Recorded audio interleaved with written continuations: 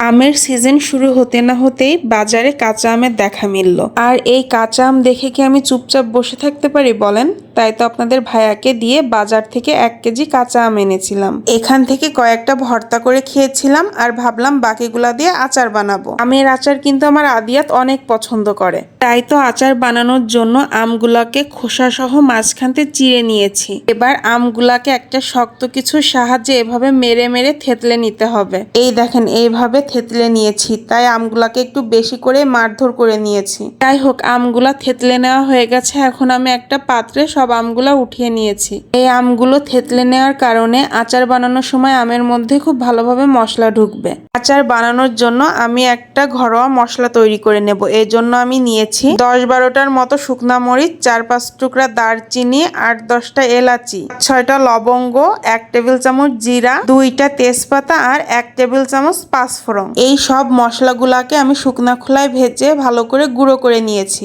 এবার একটা ফ্রাইং প্যানে সরিষার তেল দিয়ে তার মধ্যে 2 টুকরা দারুচিনি, 2টা এলাচ আর একটা তেজপাতা ছিঁড়ে দিয়ে তেলের সাথে ভালো করে ভেজে নিয়েছি। এবার এর মধ্যে থেতলে নেওয়া আমগুলা দিয়ে তেলের সাথে খুব ভালো করে ভেজে নেব। এই আচারটা বানানোর জন্য কিন্তু আমি খুব একটা বেশি তেল ব্যবহার করিনি, কারণ এই আচারটা আমি বেশি দিনের জন্য সংরক্ষণ করব না। আপনারা যদি বেশি দিন সংরক্ষণ করার জন্য বানান তাহলে তেলের পরিমাণটা একটু বেশি দিবেন।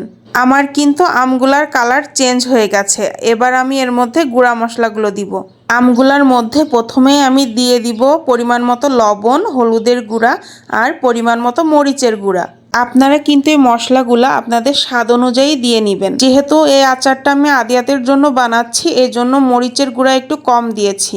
আমার আদিয়াত কিন্তু আচার খেতে অনেক ভালোবাসে, শুধু আমের আচারই নয়, সব ধরনের আচার খেতেও অনেক পছন্দ করে। ওর জন্য প্রায় সারা বছরই আমার বিভিন্ন ধরনের আচার বানিয়ে রাখতে হয় ফ্রিজে। আচ্ছা, মশলাগুলো যখন খুব ভালো করে আমের সাথে মেশানো হয়ে যাবে আর উপর থেকে এভাবে তেল ভেসে উঠবে, তখন এর মধ্যে স্বাদ অনুযায়ী চিনি দিতে হবে। আমি যেহেতু আচারটা মিষ্টি করে বানাবো, এই কারণে এখানে আমি 1 কাপ চিনি দিয়েছি। আমার যতটুকু মনে হয় এই আচারের জন্য 1 কাপ চিনি একদমই পারফেক্ট। আপনারা আপনাদের পছন্দ অনুযায়ী কম বেশি করে নেবেন। আমগুলাকে ভালোভাবে নাড়াচাড়া করে চিনির সাথে খুব ভালো করে মিশিয়ে নিয়েছি। চিনি থেকে যখন আচারের মধ্যে পানি ছেড়ে দিবে তখন একটা ঢাকনা দিয়ে কয়েক মিনিটের জন্য ঢেকে রেখেছিলাম। কয়েক মিনিট ভালোভাবে ঢেকে জাল দিলে চিনির রসটা আমের মধ্যে খুব ভালোভাবে ঢুকবে।